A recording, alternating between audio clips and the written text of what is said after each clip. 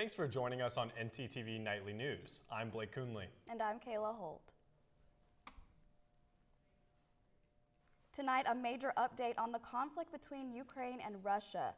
You are looking at the aftermath of a preschool bombing in Ukraine. Sources say pro-Russian separatists launched their shells on the Ukrainian preschool between the hours of 8 and 9 a.m. Fortunately, no children were in the building at the time of the attack. However, 3 school employees were injured in the event of the bombing.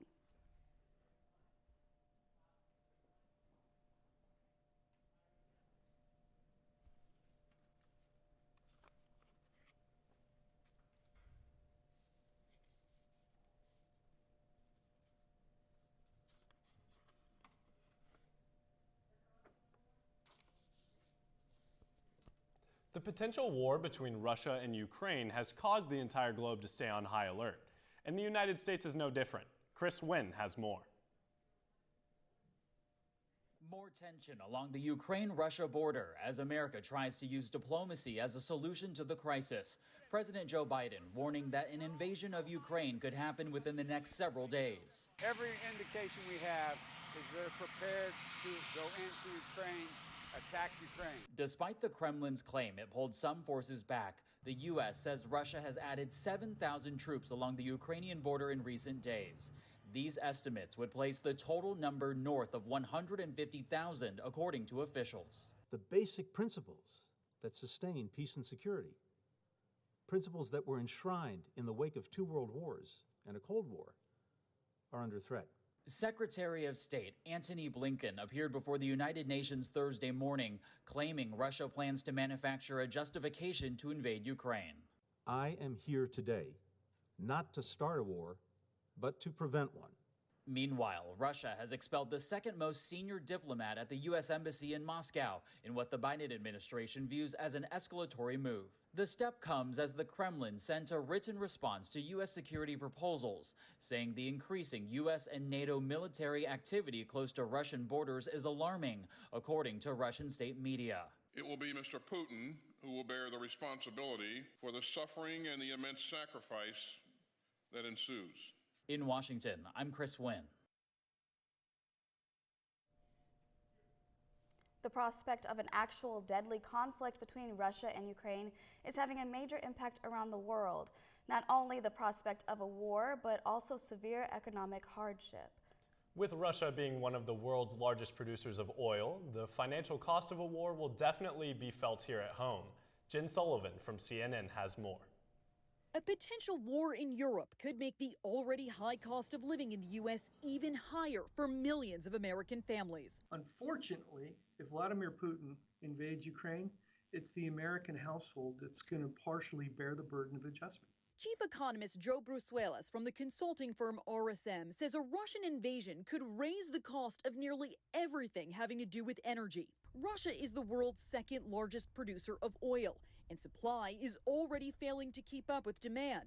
That's partly why we've seen oil prices move up, and prices at the pump are soaring, hitting $3.51 a gallon nationally Wednesday, a 7-year high. An invasion or sanctions that cut off supply could send prices even higher. President Joe Biden has acknowledged the consequences. I will not pretend this will be painless. The big question is how high can crude oil rise? RSM estimates if crude oil prices rise north of $110 a barrel, year-over-year inflation in the U.S. could top 10%, which would be the highest since 1981. And energy prices are a huge factor in this red-hot inflation hitting your budget. How does this really impact me? It's in the cost of everyday living. Basically, the things we don't think about, like heating our home, like turning on the television, turning on your computer. Higher oil and natural gas prices could also mean higher costs for airfare and transportation. For today's Consumer Watch, I'm Jen Sullivan. Blake, of course, the nice weather couldn't last for long. I know, Kayla. It isn't freezing outside, but it sure feels like it is. Let's check in with our weather anchor, Ryan Cantrell, for a first look at weather. Ryan? Well, guys, certainly this morning did bring us raincoat weather, but now it is sweater weather. This morning we had a cold front blow through, which did bring in some rain and T-storm activity, but luckily no severe weather was reported. Currently in Denton, we're at 33 degrees under cloudy skies and feeling like 21 degrees with a 21-mile-per-hour wind. Moving on to tonight, those clouds should blow away with a clear sky. Temperature will fall below freezing at 28 degrees. Wind chill at 18 degrees with those winds dying down to the north at 11 miles per hour. On to tomorrow, we should still expect those clear skies. Temperatures a little more mild at 42 degrees. Feeling temperature at 38 degrees and winds dying down even more to 6 miles per hour. That's all I have for first look weather. Back to the desk. Thank you, Ryan. Coming up, UNT is growing thanks to a generous donation from an alum. And an increase in bagels is expected on campus. Stay tuned.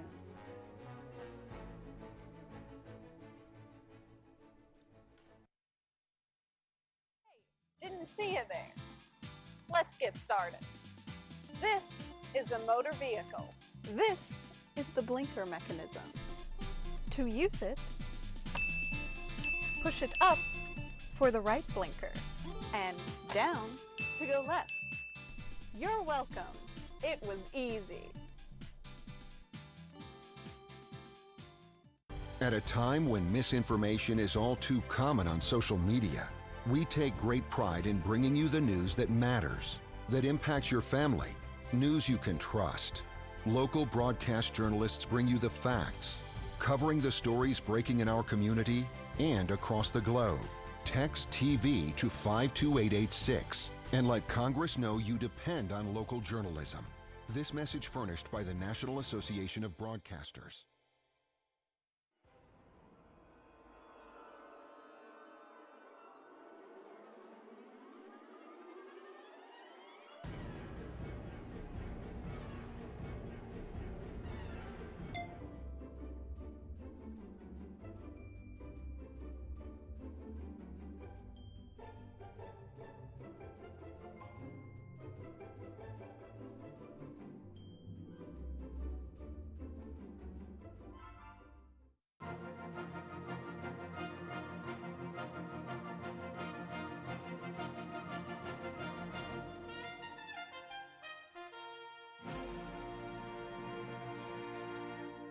Living by the motto, do the right thing, a UNT alum has gifted the UNT College of Business one of the largest donations in its history. As one of the largest business schools in the nation, the G. Brent Ryan College of Business is now working to do the right thing with this donation for our business students. ntTV's Leslie Juarez is at the BLB right now to tell us more on this. Leslie? Thanks, Blake. That's right. This is the second largest donation in the history of UNT's G. Brent Ryan College of Business. It's a $5 million donation from UNT's alumni Wilson Jones and his wife Jane Jones. This gift will help create the Wilson Jones Career Center here at the Business Leadership Building. This new Career Center will provide adequate and accessible support for career readiness. It will and improve career opportunities. It will help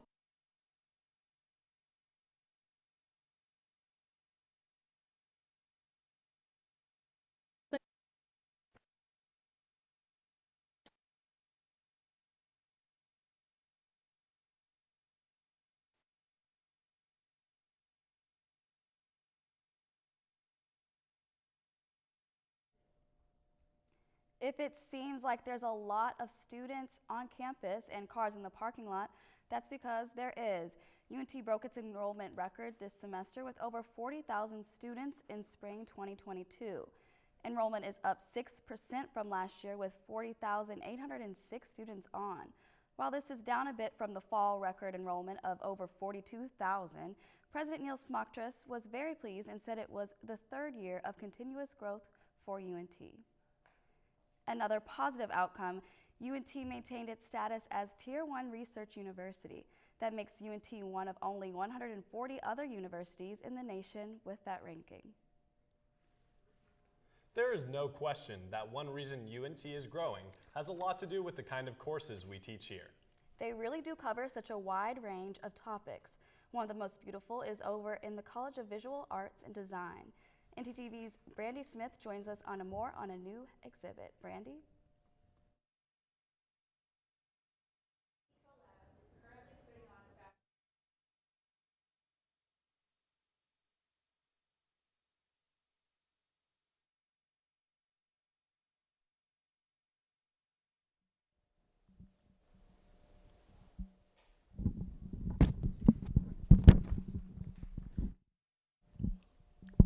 UNT Collab is currently putting on a fashion exhibit for the history books, literally.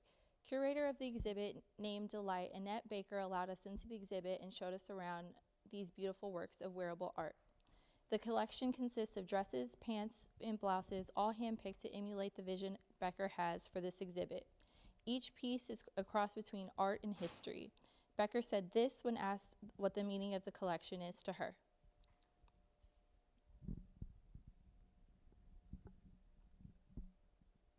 The exhibit is located in the College of Visual Art and Design and is open to UNT students. Back to you guys at the desk.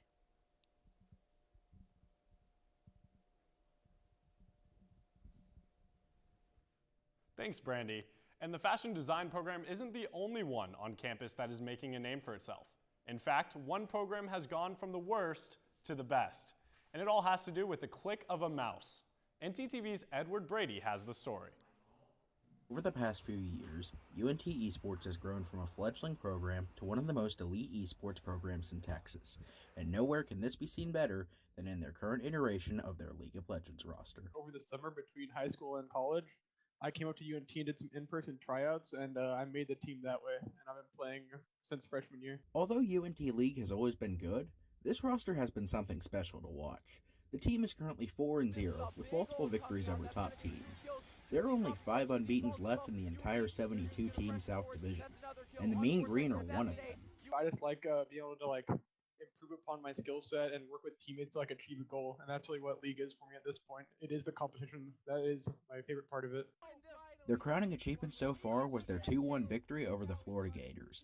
Florida was unbeaten, ranked 4th in the division, and had the second highest KDA of anyone in the South. I was like, wait, he's like 1v9ing this. I went back in, and he got it. He got the quadra or whatever. He hit the table. He's like, let's go! It was so sick. And yet UNT overwhelmed them with their aggression that has come to define the team. We just knew we could do it. We were confident. We know how good we are. We do well in scrims. We already beat them in the first game, so we knew if we played our game, just relaxed, it was ours. The Mean Green are playing the University of St. Thomas at 3 p.m. on Saturday. Given that St. Thomas is ranked first in the South Division and UNT clinches a playoff berth with a win, the Mean Green could use your support. Make sure to tune into the UNT Esports Twitch channel to cheer the Mean Green on. For ntTV, I'm Edward Brady. Well, that definitely was interesting, but enough about esports. I want to talk about weather. I need some warm weather, Blake. Me too, and I have a feeling we won't be jumping into spring temperatures just yet.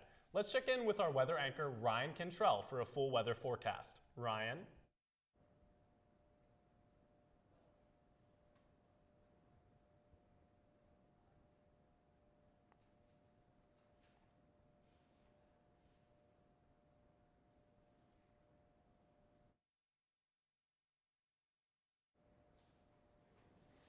Folks, I hope you've enjoyed this chilly Thursday and have stayed warm. Luckily, I do think weather will warm up, but I will talk about in our 7-day forecast. Currently, we're looking at the Apogee live camera, and we got mostly cloudy skies over Denton, but that should clear up later today. And temperatures across the North Texas region, all in the low to mid 30s, with the exception of the folks up in Bowie at 29 degrees. Paris is at 31 degrees, Sulphur Springs at 34, Decatur at 31, Bowie at 29, Fort Worth at 35, Stephenville at 33, and Graham at 31. Across the state of Texas, the entire state is looking at more of a variety of temperatures, even some mild temperatures down for the folks at the coast. Houston at 61, Shreveport at 49, Denton at 33, Oklahoma City way up there at 28, El Paso way out there at 52. And now my weather forecast for the next week. So as I said, beautiful weekend ahead of us and a warming trend into Monday with a high of 52 starting tomorrow, going all the way up to a high of 79 on Wednesday. However, Tuesday night we should see a cold front, and what I'm keeping my eye on is the weather that'll accompany it. We should expect some rain, ice, sleet, and even snow the next day. Speaking of snow, we have the NOAA forecast for the 48 states. Most of it is in the southern portion of the country, and we got another system in the west coast. Most of it is possibly over Alabama, Mississippi, Louisiana, and East Texas, possibly even encompassing Denton. And there's another system developing, but it should go away later next week. That's all for my full weather forecast. Back to the desk. Thanks, Ryan. The rumbling of hungry students' stomachs have finally been heard. Delayed indefinitely in July 2020, construction of the much-desired opening of Einstein Bros Bagels is now underway with the goal of completing the sandwich shop later this year. With easy access to the art building courtyard, the Einstein Bros Bagels outlet will be located in the CVAD building in the intersection of South Welch and Mulberry Streets. Rocks, cliffs, and dinosaurs? Only on ntTV. We have an exclusive story about dinosaur remains recently found in North Texas. And there's a new flavor of Coke that just might take you out of this world.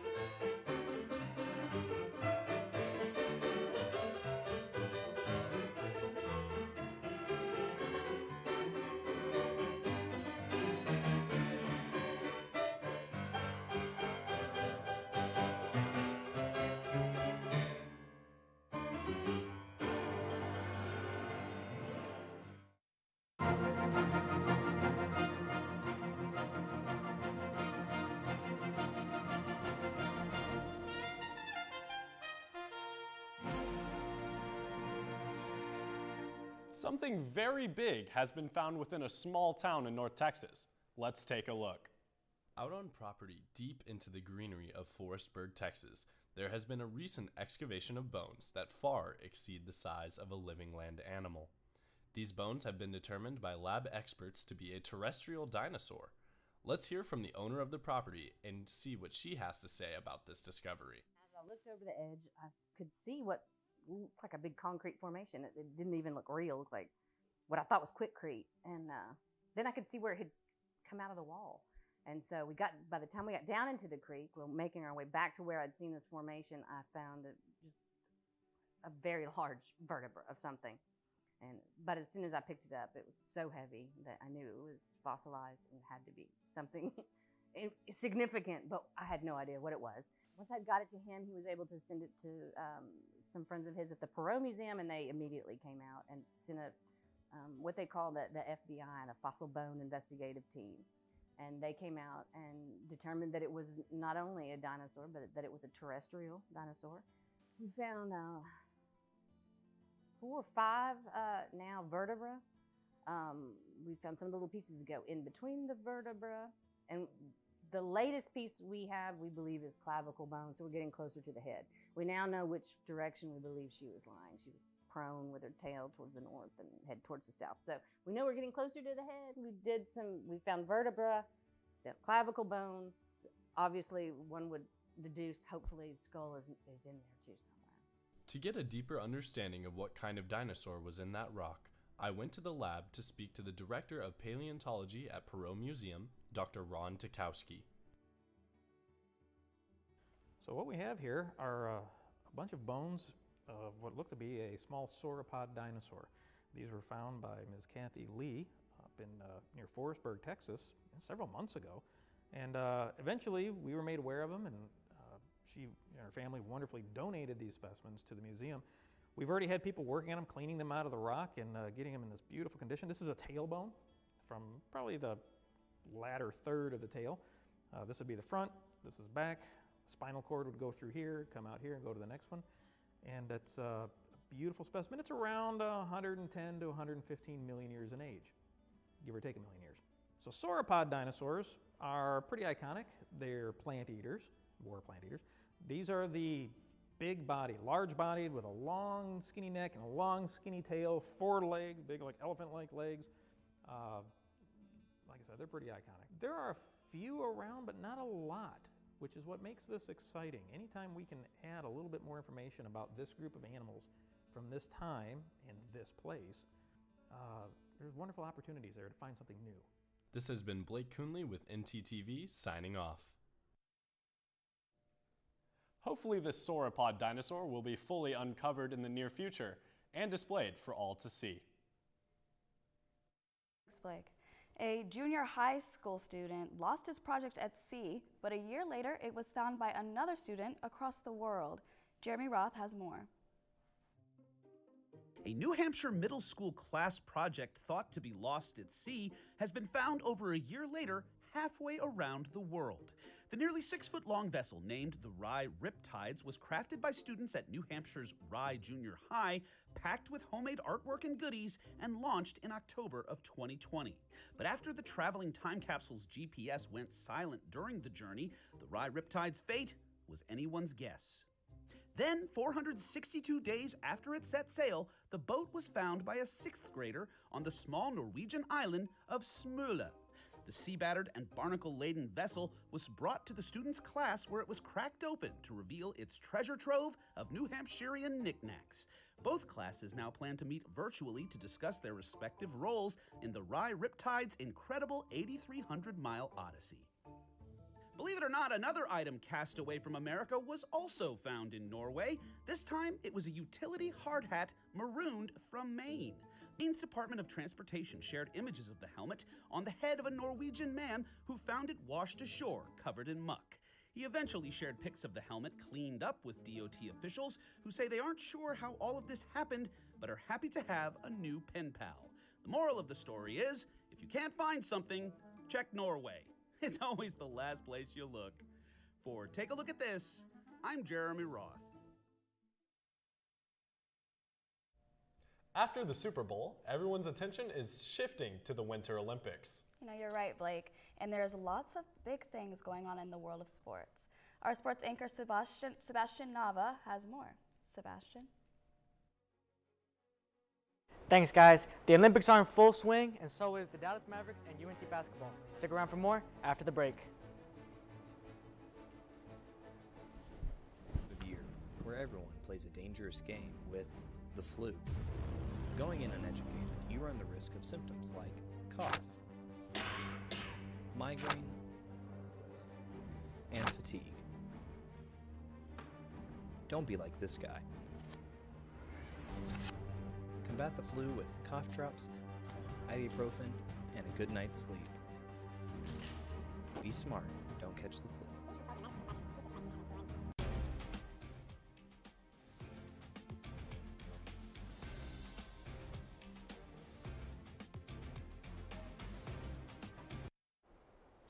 While we look forward to watching our nightly basketball, you would have to stay up pretty late if you want to catch the latest from the Beijing Olympics. The United States currently has 21 medals in total, 8 of which are gold, putting them in 4th place behind the Russian Olympic Committee, Germany, and 1st place Norway. The United States had a chance earlier this morning to earn another gold medal when its women's hockey team took on longtime rival Canada. Canada had entered the match with the top 7 scorers who contributed to scoring a tournament-high 56 goals. But the United States looked to repeat the magic from the 2018 Olympics when they defeated Canada in a shootout to claim gold in Pyeongchang. But sadly, there was no miracle on ice, and the Americans barely stood a chance this match after going down 3-0 in the beginning of the 2nd period. And after a late comeback attempt, the match was over, and the USA was forced to settle for another silver medal after losing 3-2. Tonight, the Dallas Mavericks are in the Big Easy to take on the New Orleans Pelicans. The Mavericks are coming off a gritty win against Eastern Conference 2nd-seeded Miami Heat. The Heat entered the game on a 5-game winning streak, but that meant nothing to the visiting Mavericks, who finished the game with 5 players in double-digit scoring. Luka Doncic led the way for the Mavericks with 21 points and 10 rebounds. The game versus the Heat saw the debuts of newly acquired Spencer Dinwiddie and Davis Bertans from the Washington Wizards. Dinwiddie came off the bench to play 23 minutes and contributed 4 points, while Bertans played 12 minutes off the bench and put up 13 points. The Mavericks will take on a Pelicans team who are looking to end a recent skid after losing 3 of their last 4 games. The game will tip off tonight at 7 p.m. The UNT men's basketball team is preparing for the Conference USA tournament as the season wraps up. Jeremiah Russo had the chance to speak with the team about their upcoming challenges.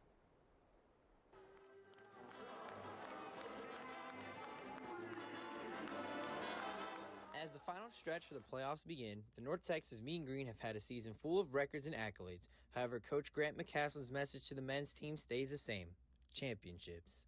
We know what we're playing for. We're not playing, for, to play for a win streak. We're playing to win a championship. So when you have that mentality, the expectation is how do you approach your everyday life? Win streaks end, but championships are won by the way you can rebound from them and compete every day. The Mean Green sit at the top of the West Division and Conference USA as a whole.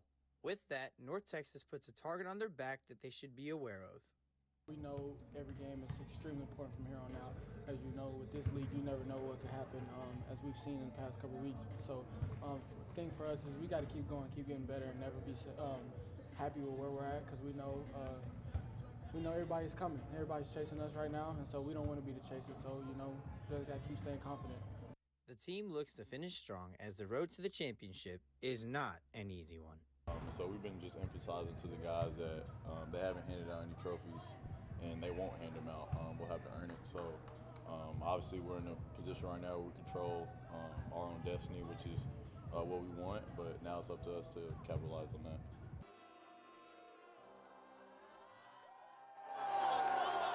That's all I have for sports. Back to you guys at the desk.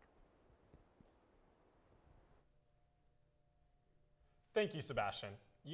I bet the UNT basketball team certainly enjoys a cold Coca-Cola once in a while. And now they have a new flavor to try. So what does it taste like? Actually, that is a good question. Even Coke isn't too sure. They call it Starlight, and you are supposed to think about sitting around a campfire watching the stars in the sky. And I suppose, think about what a trip into space might be like. Anyway, it's the first limited edition drink from Coke, and you can give a try beginning Monday when it hits store shelves.